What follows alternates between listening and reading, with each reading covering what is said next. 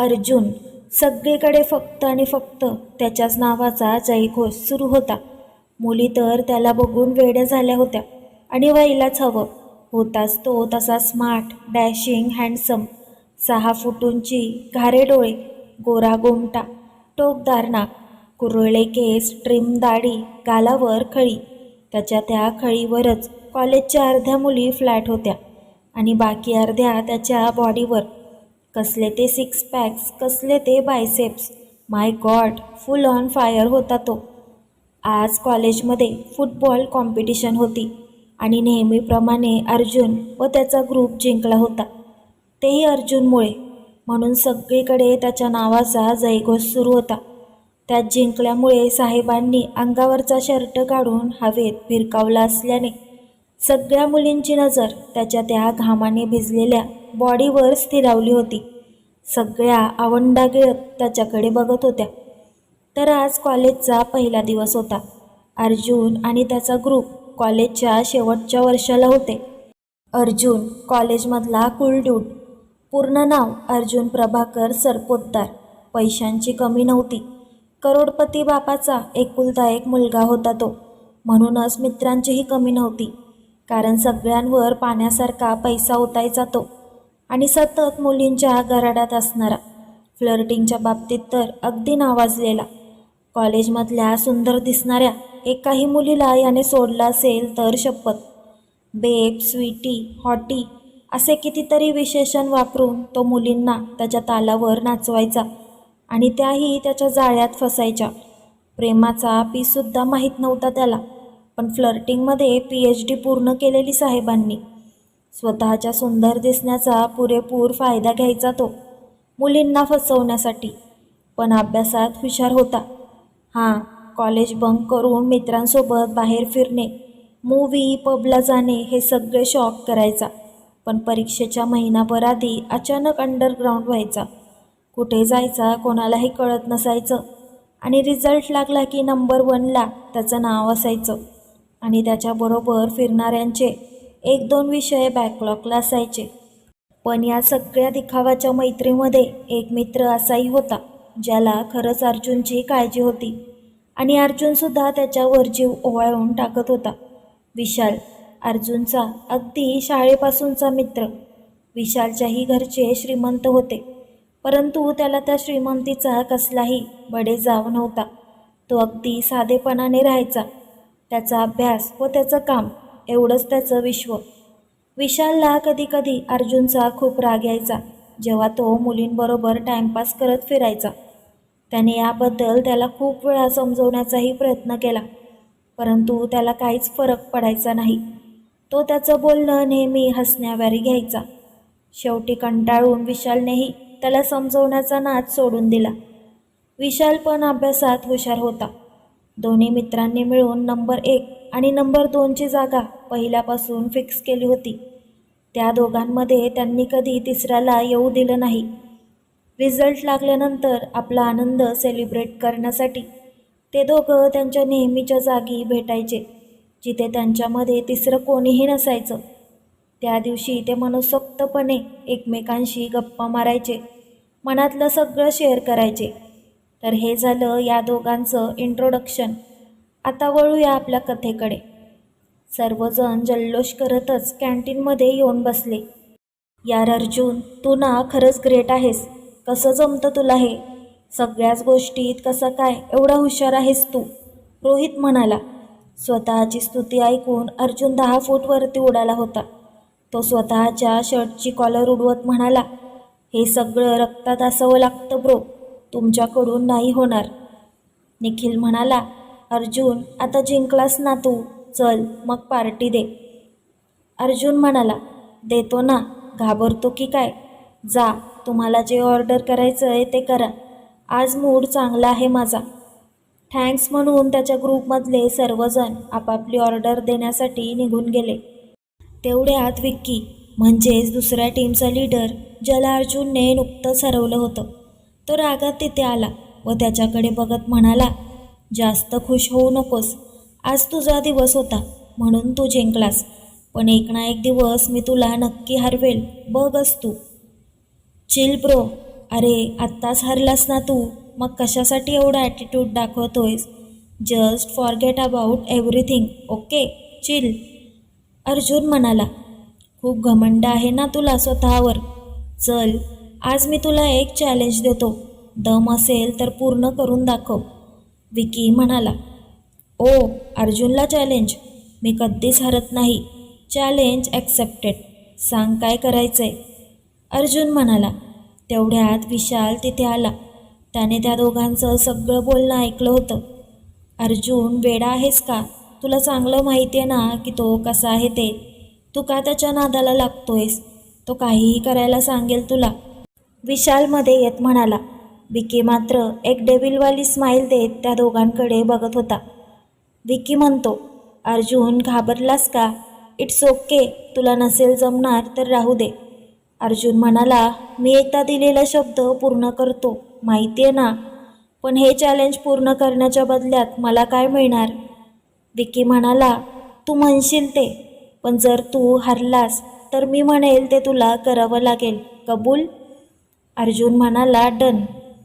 विशाल म्हणतो, अर्जुन, अरे त्याचं चॅलेंज काय आहे ते तरी ऐकून घे एकदा.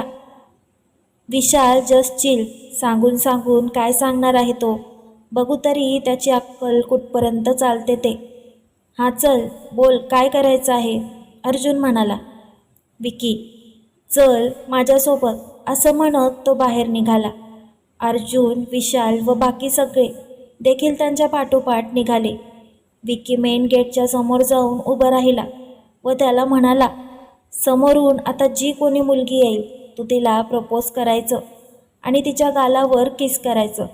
ती जर तुला हो बोलली तर तू जिंकलास, पण जर ती तुला नाही म्हटली तर तू हरलास. बोल, आहे कबूल? यावर मात्र अर्जुन हसून त्याच्याकडे बघत म्हणाला, फक्त एवढंच? अरे या कॉलेजच्या मुली पागल आहेत माझ्या मागे. आत्ता जरी समोर उभा राहिलो आणि हात खोलले ना तर सगळ्या धावत येतील मला मिठी मारायला. आणि तू असे फडतूस चॅलेंज लावतोयस माझ्यासोबत. पण चल, तुझी ही इच्छा पण पूर्ण करतो मी. Challenge accepted. All the best, Vicky म्हणाला. बाकी सर्वजण बाजूला झाले व दुरूनच सगळे गंमत बघू लागले. अर्जुन गेटच्या समोर जाऊन उभा राहिला, परंतु सर्व मुलंच आतमध्ये येत होते. तो एखाद्या मुलीच्या येण्याची वाट बघत होता. उन्हात उभा असल्यामुळे त्याचे गोरे गाल लाल भडक झाले होते. त्याने डोळे मिचकावत पुन्हा समोर बघितलं. तशी एक मुलगी त्याला समोरून येताना दिसली. ती अजून दूरच होती, त्यामुळे तिचा चेहरा स्पष्टपणे त्याला दिसत नव्हता. पण जसजशी ती जवळ येऊ लागली तसतसं तो तिला निरखून बघू लागला. कदाचित 5.6 फूट उंची असेल. गव्हाळवरनं पंजाबी ड्रेस, लांब सडक केस, त्यांची वेणी घालून तिने एका बाजूने पुढे घेतलेली. चेहऱ्यावरती थोडी भीती दिसून येत होती आणि डोळ्यांवर चष्मा. थोडक्यात अर्जुनच्या स्टेटसला कुठेही मॅच करणारी नव्हती ती. आणि त्याला आता अशा मुलीला प्रपोज करायचं होतं. ती जवळ येताच त्याचा चेहरा पडला. यार, या चष्मीसला प्रपोज करून गालावर किस करायचंय. शिट. त्याने परत एकदा मागे वळून बघितलं तर सर्वजण त्याच्याकडे बघून खुदूखुदू हसत होते, कारण सर्वांनी त्या मुलीला बघितलं होतं. तिला बघून अर्जुन कधीच तिला किस करू शकणार नाही याची त्यांना खात्री होती. विक्कीच्या चेहऱ्यावर तर प्रचंड आनंद दिसत होता. त्याने परत पुढे बघितलं व स्वतःलाच हिंमत देत म्हणाला, यार अर्जुन, तू एवढ्या सहजासहजी हार नाही मानू शकत. एक चॅलेंज तर आहे. तुला कुठे आयुष्यभर तिच्यासोबत संसार करायचा आहे. डोळे बंद कर, आय लव्ह यू बोल, किस कर आणि सटक इथून. त्याने खूप हिंमत करून स्वतःच्या मनाला घट्ट केलं.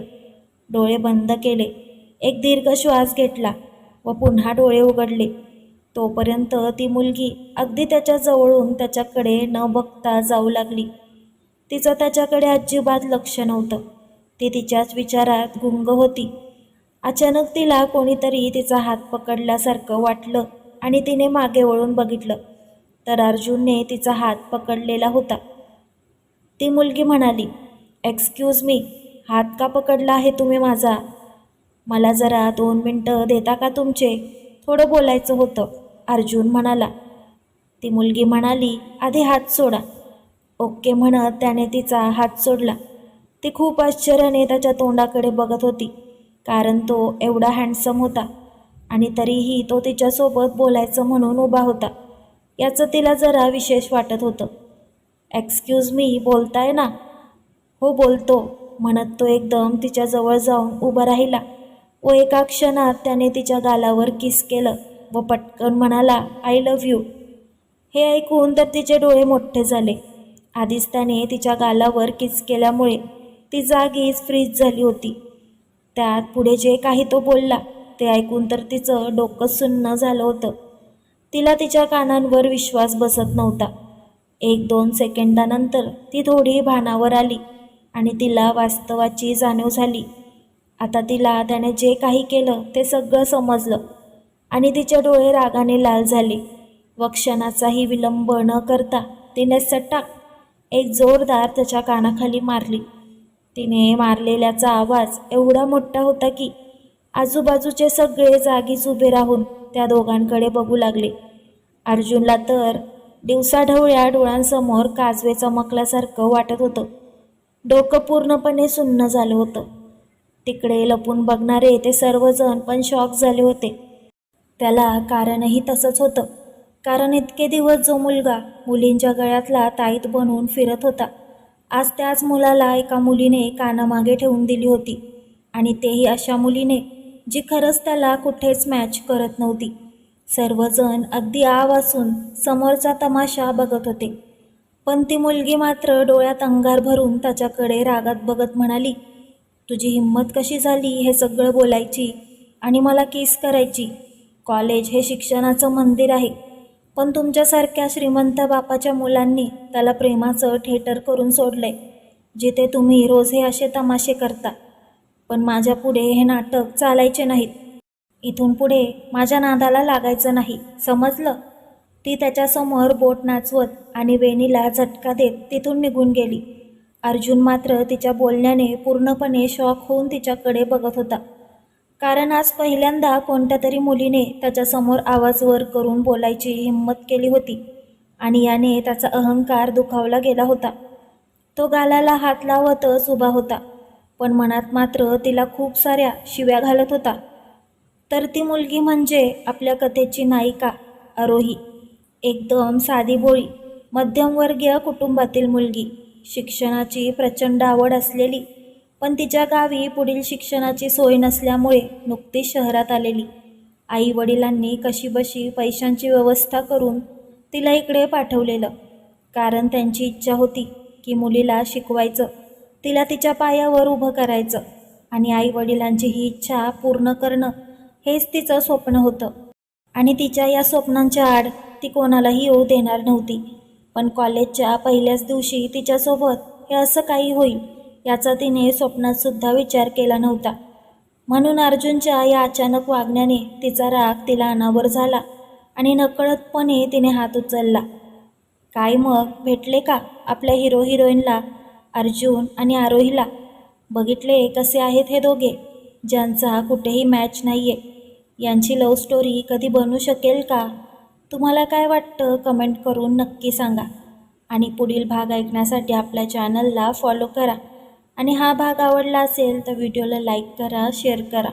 भेटूया पुढील भागात. तोपर्यंत आपली काळजी घ्या. धन्यवाद.